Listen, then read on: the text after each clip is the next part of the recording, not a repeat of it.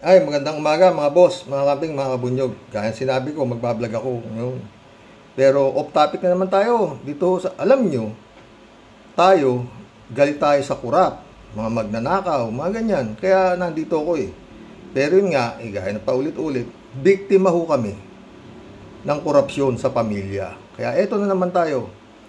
Grace Chingsay, 4 na taon na. Ano bang klaseng ginawa mo sa kapatid mo? Oo. Hanggang ngayon, pinapahirapan mo siya. No? Walang kasalanan, naging napakabuting kapatid naman sa inyo. Hindi naman kayo inano, di ba?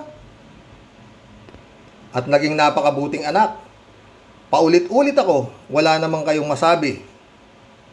Gaya sinabi ko, ba? Magbigay kayo ng isang kasalanan ng kapatid nyo sa inyo. Sa'yo, Grace Chingsay. Iyo na lahat yan, saksak mo sa baga mo. Yung kinakamkam mong karapatan niya bilang isang anak. Ganon din sa kanyang magulang, buhay pa naman si Mamang. Isa lang, isang kasalanan lang sa iyo, Mamang, nitong iyong anak. Pero wala eh. Hindi kita masisi dahil yun nga, ikaw, hawak sa liig niya si Grace Chingsay. Makinig ka dito, Grace Chingsay. Bago ako magbigay pa ng maraming komento, ha? Deed of donation, etc. Pagbibigay ng ari-arian sa tao. Kaalamang legal. Abogado to, Grace Chingsay. Ewan ko yung abogado mo. Kung alam to. Kasi, labang ka niya eh. Di ba? Pakinggan natin. So, nyo naman, itong vlog ko ngayon, pakipress na rin po si Atty. Emmanuel ito. Na-topic ko na to nun eh. Yung like, para naman nalalaman ko. Alam niyo po, ang bawat vlogs na ito ay pinaghahandaan ko. Kaya, syempre, gusto ko rin naman malaman kung naging interesado ang aking mga viewers at nagustuhan nila. Bawat vlog na ito, pinaghahandaan ni Atty. Emmanuel. So, okay. Ngayon ba, ang ating pag-uusapan na topic, no?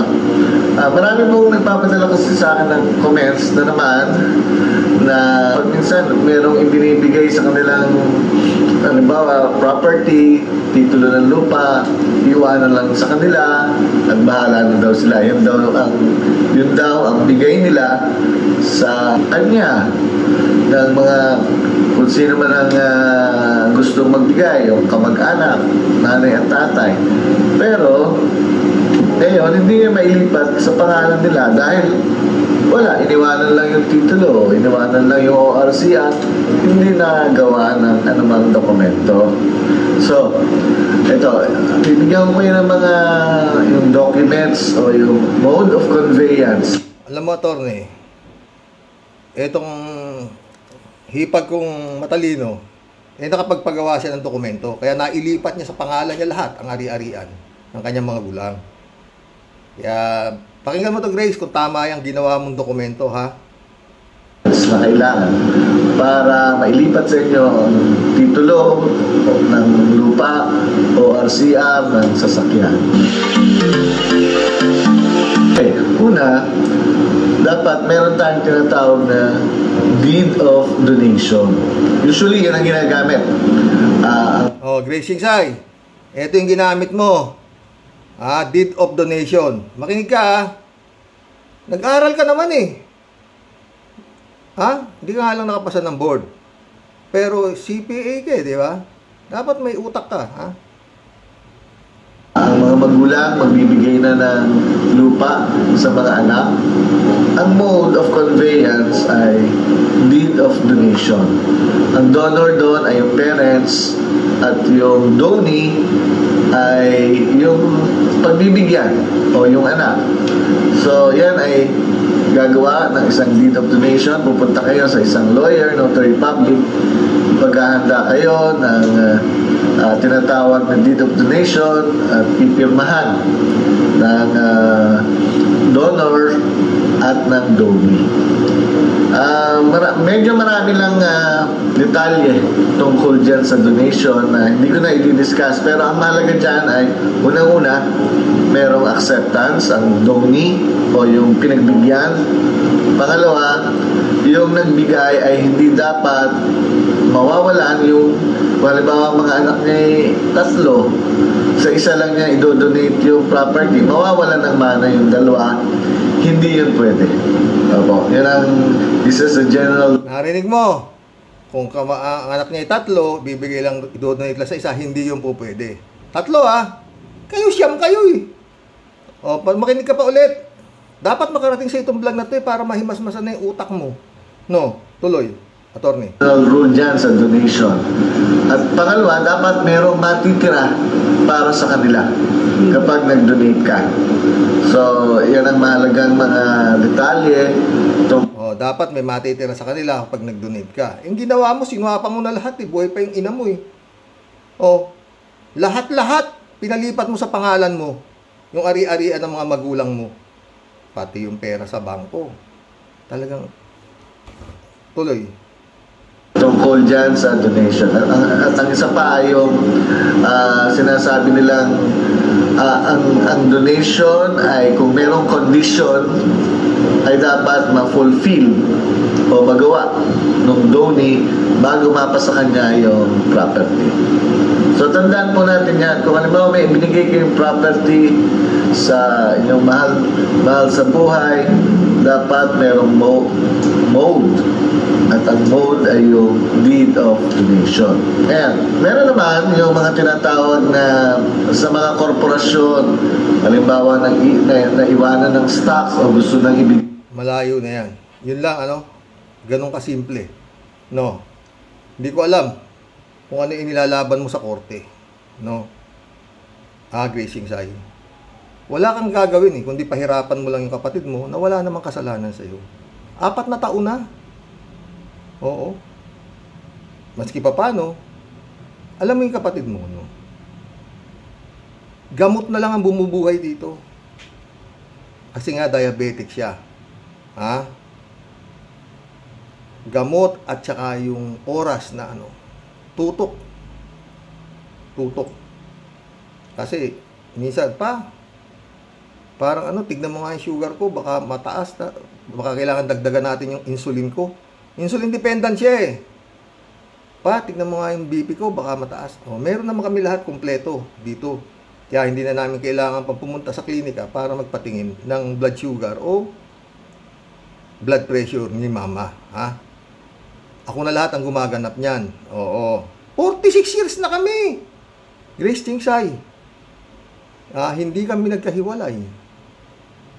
Hindi kami kailanman na nagkatabi kayo matutulog. At saka yan nga, Grace Tingsay. Walang kasalanan sa'yo yung kapatid mo para walang yain mo. Ang tanging kasalanan lang nito, naging napakabait niyang kapatid at naging napakabait niyang anak. Di ba? Siya nga tumulong sa inyo nung walang-wala kayo. Paulit-ulit ako eh. Maski na nag-asawa kami ni Shinko, wala to. Hindi kami tumakbo sa inyo, hindi kami nakilamon, whatsoever. Nagtanan nga to, mag-isa niya eh. Hindi nyo alam, nakasal kami. Wala kayong nalalaman sa buhay namin, kumbaga. Saka lang nyo nalaman, nung meron na siyang pera, nung nasa abroad na ako, at yun nga. Utang na ng utang, yung tatay mo sa kanya. Luluwas pa ng Maynila para lang mangutang sa kanya. Nakapulot kayo ng bangko na walang collateral, walang interest sa loob ng 2 taon. Paulit-ulit ako, Grace Tingsay. Hindi ako magiging magulo kung ako dumating sa buhay ninyo na wala ako o sampid ako. Hindi, dumating ako sa buhay nyo, lumuwag ang buhay nyo, paulit-ulit. Nagpapaaral ng anak, wala, ni baon, wala. Itong asawa ko. Sa amin kayo nakatira. Alam ko ang amoy ng pawis nyo kung ano.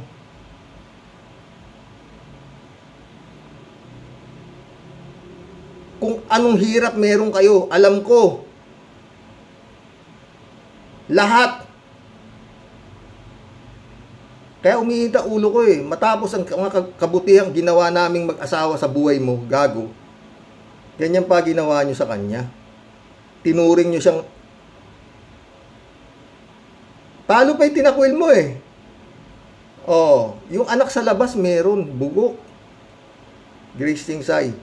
Ngayon, ang ginagawa nyo, yung paborito mong pangpangkin, ginagago nyo yung korte sa pagdideklara nyo na kayo may sakit para mapuspon yung hearing. Para ipuspon. Ang tawag dyan, hindi naman tayo kahapon lang pinanganak, Grace Tingsay, delaying tactics. Oo, na lumulusot naman dahil yun nga. Hindi naman iimbestigahan ng korte kung nasaan ka, may sakit ka ba o whatsoever. Hindi, basta magdideklara ka lang na meron kang ng doktor na ikaw may sakit, ay kadali naman kumuha niyan eh. Oh. Diba? Lalo na kung meron kang kwarta. Hindi naman iimbestigahan ng korte kung ano yung nakalagay dyan, may sakit. Oh, ganun nangyayari ito eh. Maski yung nangyari noon na may sakit daw yung bugok na si Crisnel Tingsay na ganito, na postpone. Ang laki-laki ng katawan mo, Crisnel, nagkakasakit ka pa ba? Ang sarap ng buhay mo. Naka-air conditionado kang opisina, kwarto, anak ng puto. Mahiya ka naman, Crisnel. Hindi lang ikaw ang apo. Oh, swerte mo nga eh. Ewan ko pa paano, ano napakain ninyo dyan eh. Kay Grace Tingsay. Wala ka naman na itulong ah. May naitulong ka sa buhay nila, Crisnel. Instant millionaire ka, kupal ka eh. Ha? Maski ang boy Tingsay na yan, oh, tignan mo. Pati kabit niya, pinabahayan niyo pa eh. Wala na, patay na, di ba? Tsaka ikaw, Grace Tingsay.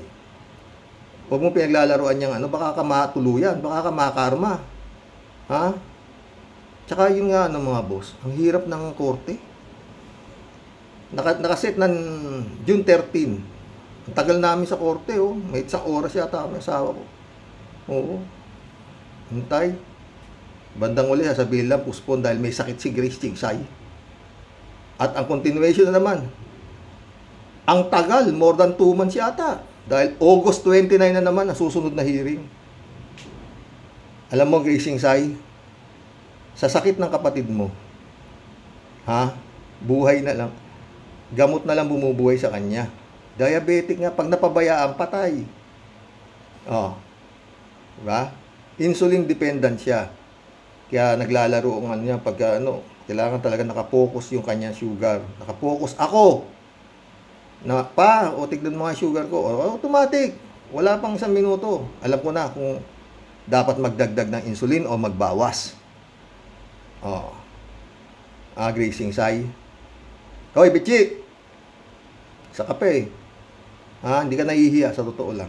Sa ganda ng pinakita namin sa'yo. Oo.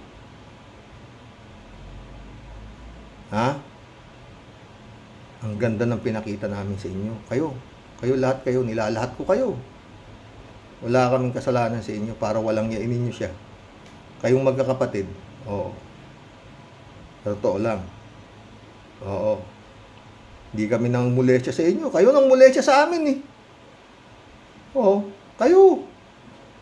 Oo. Ba? Pati yung nanay mo, dinamay mo pa. Oo. Binigyan mo pa ng kasalanan. Ginawa mong siraulo yung magulang mo sa harap ng tao. Kung nakakaintindi ka, baliw. Sinong magulang ang magbibigay ng lahat ng ari-arian niya sa isang anak? Kundi ka gago. Sa pinakamayaman pa, walang asawa, walang anak, sa'yo ibibigay lahat yung ari-arian through deed of donation. Alam mo, meron ka sakit, totoo, Grace Tingsay. Naniniwala ako. Sakit sa utak ang meron sa'yo. Kayo. Oo, sakit sa utak ang meron sa inyo. Ang takin mo, walang yain mo yung kapatid mo, walang kasalanan. Oo. Hindi, asal totoo lang. Nung naghihingalo tatay mo, tayong dalawa pag gabi-gabi magkausap sa ospital, di ba? Oo.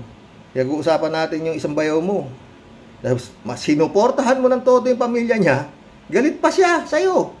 Yung pala eh, di ko alam. Basta galit eh. Di nga kayo, di ba?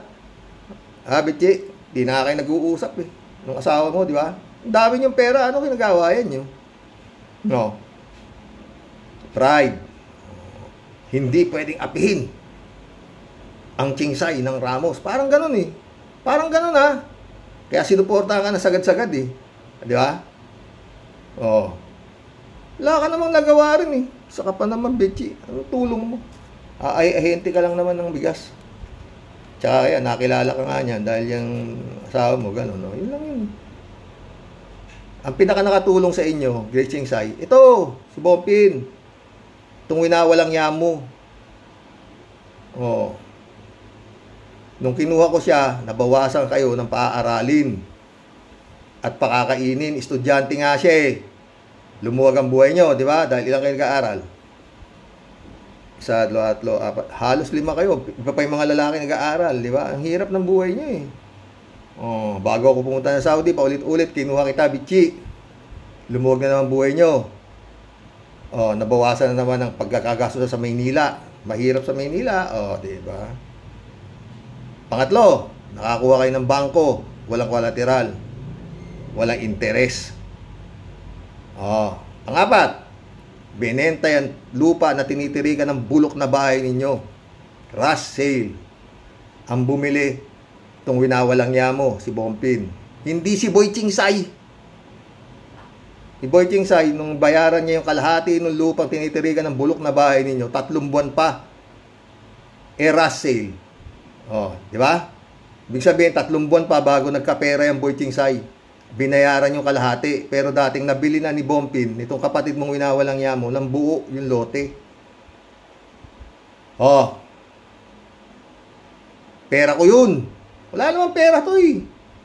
Pero yun nga, lahat ng desisyon, doon sa perang ipinadadala ko sa kanya, hindi ko pinakialaman. At the same time, sinabi ko sa kanya, kung may maitutulong ka sa mga magulang mo na nagigipit, tumulong ka.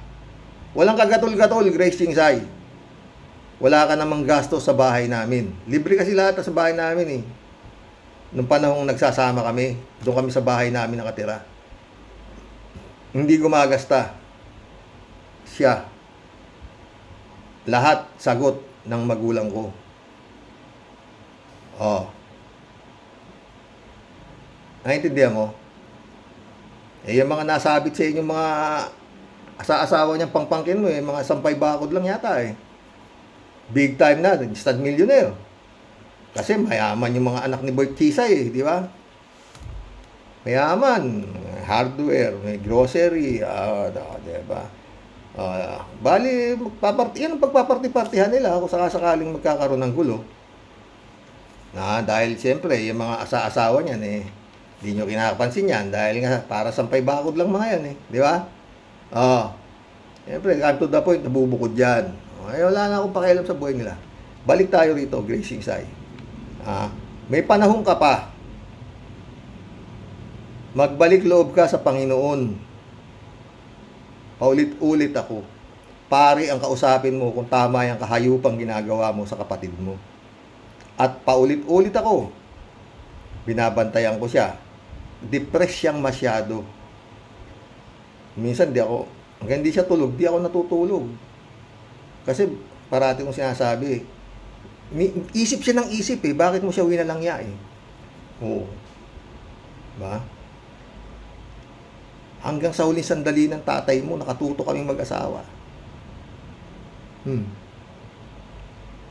Ako pa nga nagbayad sa last, nung nilibing, di ba? O, pakain kayo. Ako pa nagbayad ng kusinero.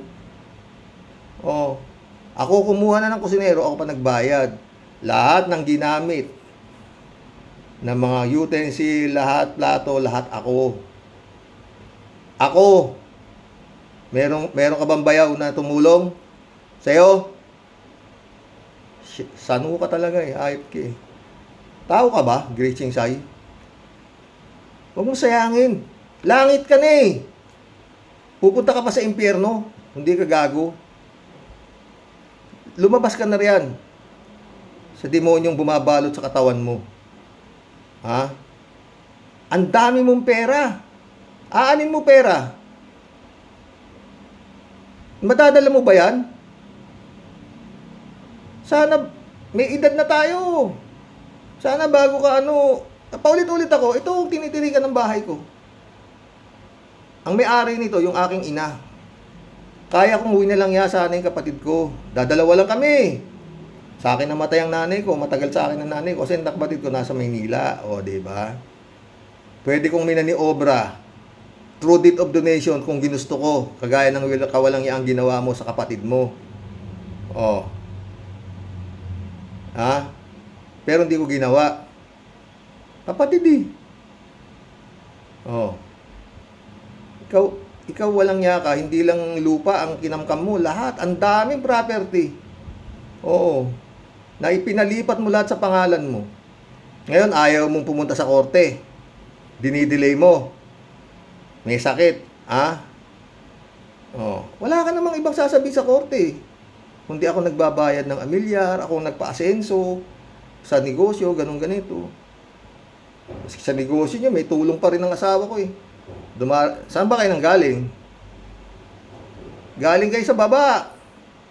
Mimili lang kayo pa konti-konti. Inihiram niyo yung sasakyan ko. Sasakyan ni Bompin, bale. Sasakyan ko yan. Dati ko gabi, asan yung sasakyan? Asan yung L? Pinanghakot niyo ng mais. Oh, come to the point nga. Yun. Nung nagkaroon ng mediation, doon ko nalaman na hindi lang pala L pang hinihiram mo, pati pera, pang likida. Hinihiram mo pa sa kanya.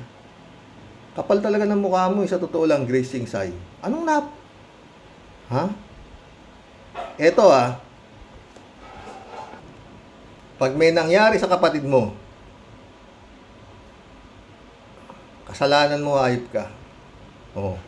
Depress siya eh. May time na tahimik siya eh. Pag tahimik si mama, bakit? Ko. Wala, ganun lang yun eh. Ako at least na ilalabas ko yung sakit ng loob ko. Siya hindi. Maliban na kung come to the point, may bumibili sa tindahan, na idadaing niya doon sa mga bumibiling kakilala niya at kakilala mo. Kung gaano ka kahayop, kung anong kawalang niya ang ginagawa mo sa kanya. Doon niya na ibubulaslas. Ganun. No? Tanong kung sa'yo kaya ginawa to, bugo, anong gagawin mo? Ha? Tigilan mo yan, Grace Singsay. Sana makarating sa itong vlog na to para mahimasmasan ka. Kapatid mo to, winawalang ya mo, gago. Buti kung maski mga anak ko, ginalang ka, gago ka eh. Totoo lang eh. Wala namang bumasto sa'yo diba? Buti nga nagmamano pa sila sa'yo. Sa akin, di nagmamano mga to eh. Sa totoo lang, oo. Kasi parang kapatid ko lang sila eh. Parang ganun lang eh. Pero ikaw, nirirespeto ka. Winalangya mo pa? Ha? Amang, nirespeto kita Alam mo yan. Punta ka ng punta dito. Daing ka ng daing dito. Di ba?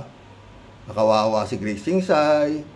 Inaaway ni Boy Singsay, hingi ng pera, laki-laki na naibibigay. Dinadaing lahat dito sa akin ni Mamang eh. Naaawa sa yung ina mo, totoo, Grace Singsay. Maski nang dami mong kwarta. Yun nga, kasi nga yung kapatid mo. May batas ka, no? Kung sino lang yung deserving, yun ang bibigyan mo. At ang napili mo, pinaka-deserving sa'yo, yung pinaka-gunggong na kapatid mo. Tumandang paurong. Katanda na, winalangya yung pamilya niya ng babae. Buti kung ayos yung babae. Ready-made pa. May 2 anak na sa iba-ibang lalaki. Inalakan pa. Yun ang iyong... Kaya pinakain sa'yo nun, no?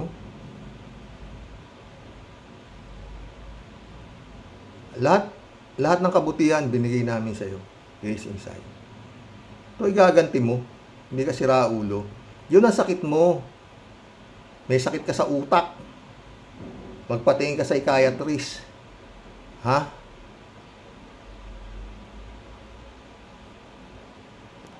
Ang talagang may sakit, itong kapatid mo. Pero maski na yun, kita mo naman pag yan, inaalalayan ko siya, di ba? Kasi nga, malabo yung mata niya eh. Pirado eh. Nakikita mo yan, makapal talaga mukha mo, wala kang habag, hype ka eh. Hindi naman naaawa na ibigay mo yung para sa kanya. Tanga mo. Gusto mo swapangin, tapos ibibigay mo lahat doon kay Boy Singsay, ulul ka talaga eh. Maski yung epe, naawa ako sa epe. Kung may magagawa lang ako na. Kaya lang wala eh, di ba? May pamilya rin yun, Maraming daing si Epe dito.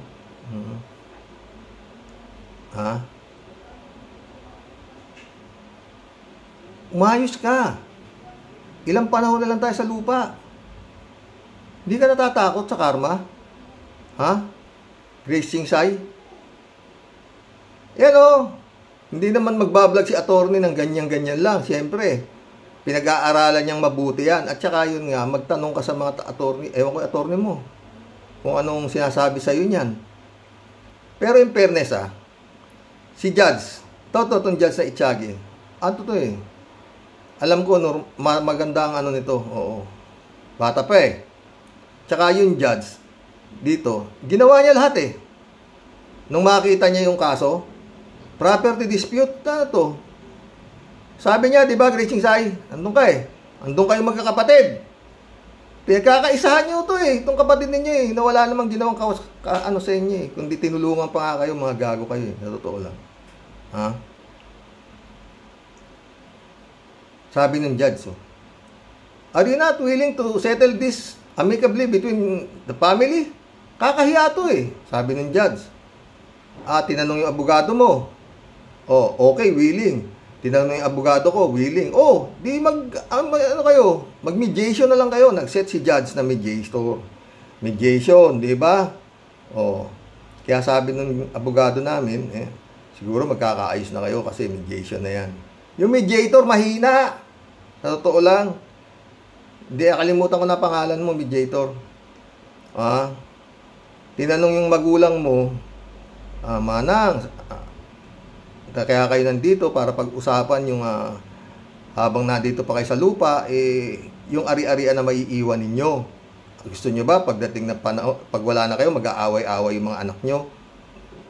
Kasagot-sagot nung nanay mo, wala naman akong ari-arian. Kay Grace lahat yan. Yun na isinagot doon sa mediator Yung mediator naman, ang binalingan yung asawa ko. At sinabi sa asawa ko, wala naman palang ari-arian yung magulang mo na pag-aawayan nyo, kay Grace para lahat yan Mali.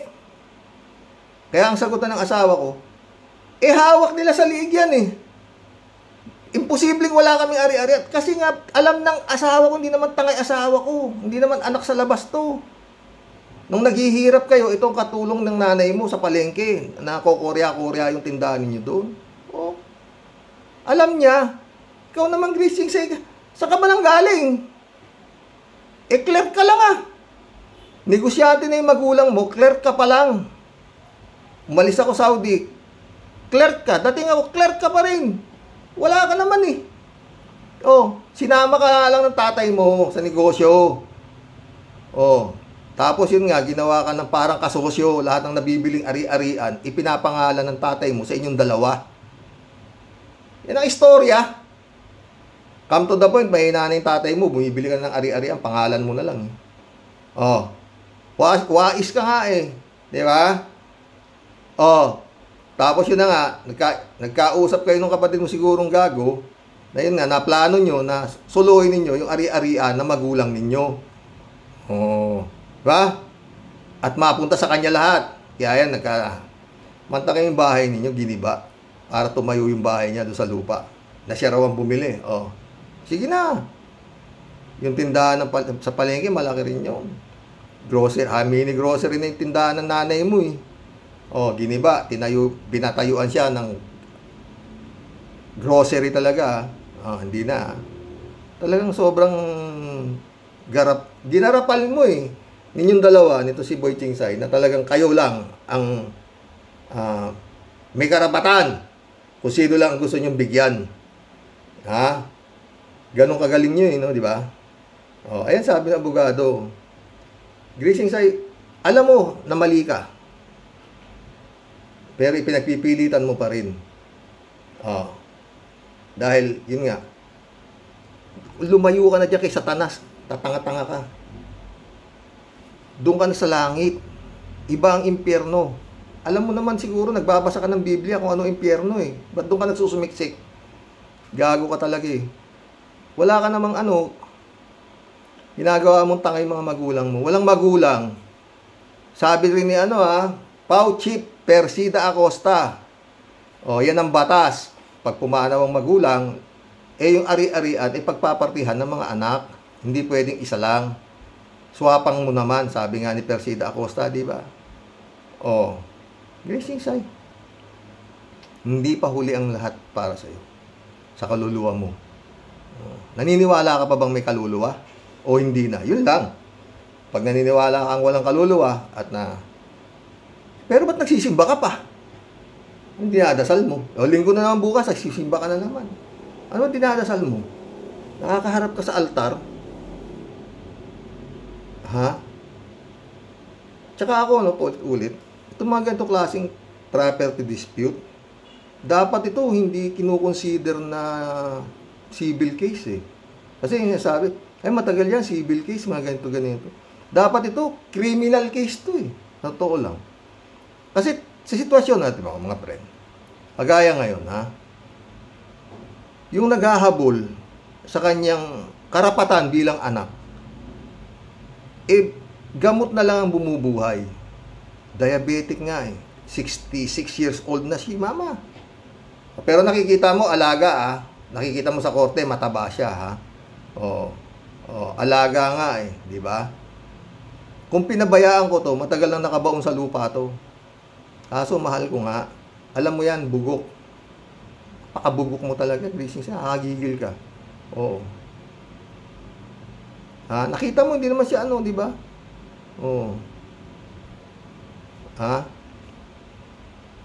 Tandaan mo, pag may nangyari dito, na hindi ko nawala sa sakit, hindi. Pero yung utak niya kaya parati ko sinasabi, pinapangaralan ko siya, mama, mas mahirap ang buhay sa atin. Mas maraming may problema sa atin. Huwag mong masyadong dibdibin yan, kako. May Diyos, kako. Parati ko na pinapangaralan, no? Kasi ayoko yung pag tahimik siya, nililibang namin siya, ganun, Gracing Sai. Sana makarating sa iyo to ulit. Anyway, sineshare naman ng mga ibang kakamping itong vlog na to. Baka nga nakarating na to sa korte. Yun. Dapat sana, balik tayo din sa mediation. Gracing Sai.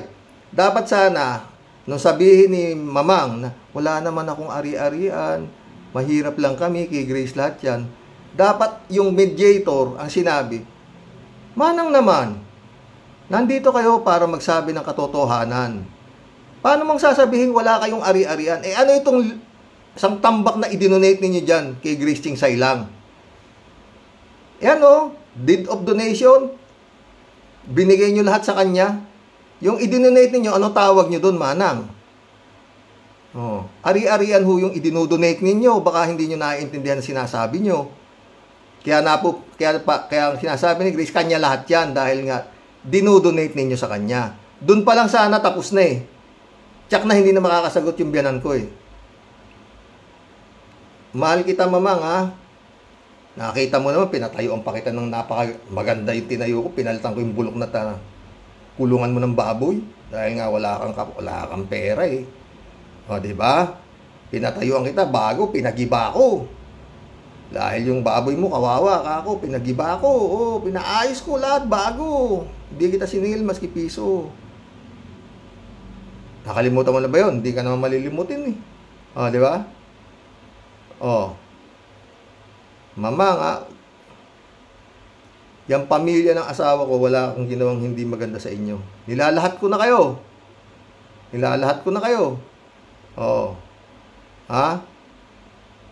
Para walang yain ninyo itong kapatid nyo. Huwag nyo akong ginagawang rason. Lahat kayo, pag kayo, may mga tama kayo sa utak. Di ba? Wala na. Mabuti pa nung wala kayong pera Nung ang bahay niyo butas-butas. Hindi kayo ganyan. Kuminsan itong pera, mga friend, mitya rin ito no? Kaya, may mga kurap, walang kasiyahan mga friend. Karami na nilang pera. Gusto pa rin nila pera. Di naman nila madadala yung pera. Di ba? Nakaw sa kaba ng bayan. Diba? Ay, Gracing Sai, hanggang dito lang to. Umayos ka. Yung ilan, di mo alam. Aba, tulog ka, di ka na magising. Ganun, wala mong alam. Ha? Oh. Masaya tayo. Paano ko na naman sa'yo. Aalala ko naman sa'yo. Pag nag-uusap tayo, di ba? Masaya-masaya ka pag ako kausap mo. Oh. Paulit-ulit. Hanggang sa huling sandali ng buhay ng tatay mo. Gabi-gabi tayo magkausap sa ospital. Walang bayaw kang kausap. Ako lang. Gabi-gabi. Oh. Eh, mga asa-asawa ng kapatid mo, nakakausap mo ba? Di. Ako lang. Ba? Huh. Magandang tanghali sa iyo, Grace Tingsay. Maga pa lang pala, 9 pa lang, oh. Na magsisimba ka na naman bukas. Buti hindi ka umuusok. Ano kaya magandang gawin sa iyo, Grace Tingsay? Maligo ka sa holy water? O ano kaya dapat mong gawin? No. Ano kaya dapat mong gawin? Mag-counseling ka kaya? O kaya kausapin mo si Father. Kilala mo si Father? Father Peter Simangan. Hindi pa yan pare. Magkakilala na kami niyan. Oo. Dahil kaibigan ko. Yung tito niyan. Oo. Kaibigan ko rin yan. Oo. Pero mag-uusap kami. Totoo. Hindi ko lang dalaw siya doon sa kumbento eh. Oo. Oo.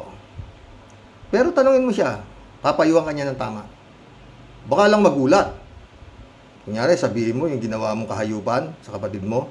Baka sabi sa'yo ni Peter eh, magdasal ka iha. Baka ganyan ipapayo sa'yo. Magdasal ka gabi-gabi para makalaya ka dyan sa impaktong sumasanib sa'yo. Talo mo pa na exorcist? Oo. No? Tao ka pa ba? Ha?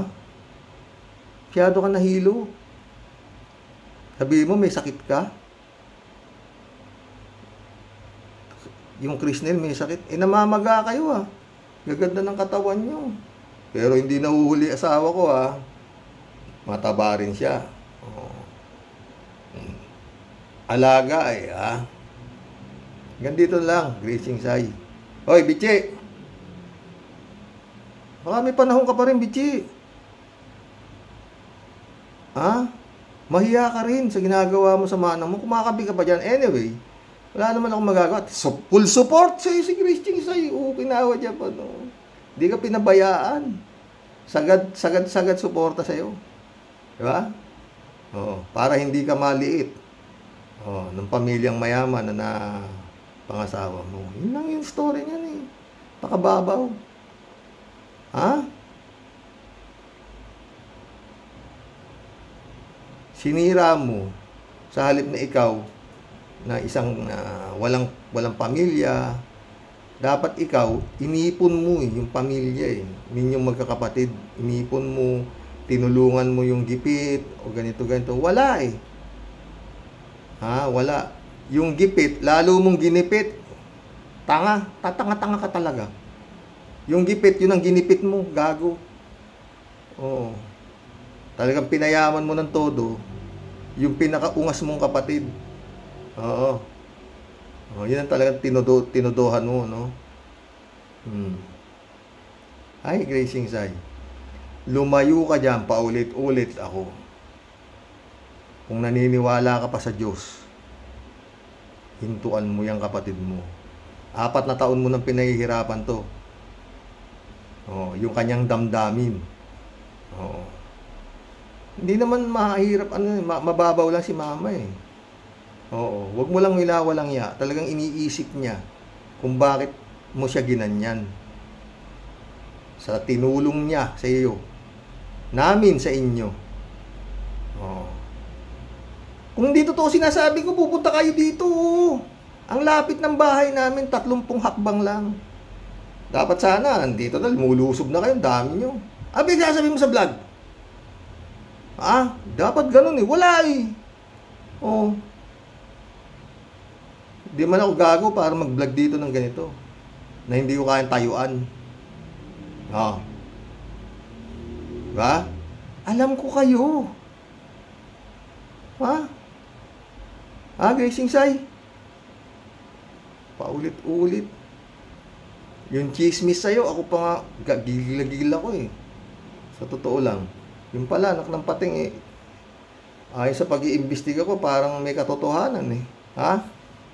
Pero hindi pa rin ako niniwala. Dahil tingin ko sa'yo, santa ka eh, santa. Dahil nga pala simba ka, diba? Magandang gabi. Sanay kasi ako mag-vlog Gracing Sai ng gabi. Oo. Ngayon eh, maaga pa lang, alas 9 pa lang dito, Gracing Sai. Magkaibigan tayo, Gracing Sai. Ha? Nung naghihingalo tatay mo, ako ang kumuha ng ambulansya para maidala siya agad sa ospital. Ako! Wala ka, naghahanap ka ng oxygen. Pero ako nakakuha na agad. Oh. Walang iba, ako. Oh.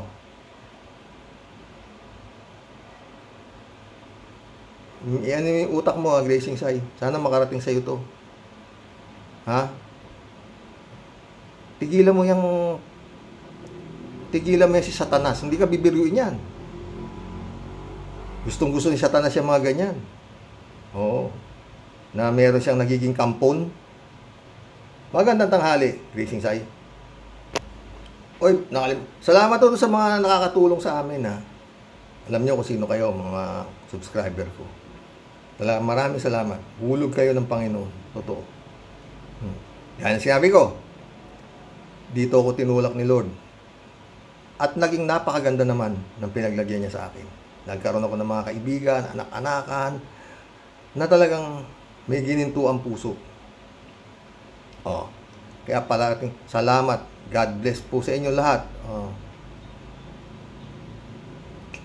Walang hanggang pasasalamat. Totoo yan. God moves in a very mysterious way. Sino magkaakala na magiging magkakaibigan tayo? Diba? Oh. Yung iba nga, hindi ko pa nakita eh. Sa personal eh. Oh, hindi ko pa. Merong mga nakita ko na. Oh, talaga namang sagad. With all our heart, ng asawa ko, maraming salamat. Hindi ko makakalimutan. Nagka-COVID yung asawa ko. Kayo ang tumulong. Alam niyo kung sino kayo. God bless po sa inyo. Magandang tanghali.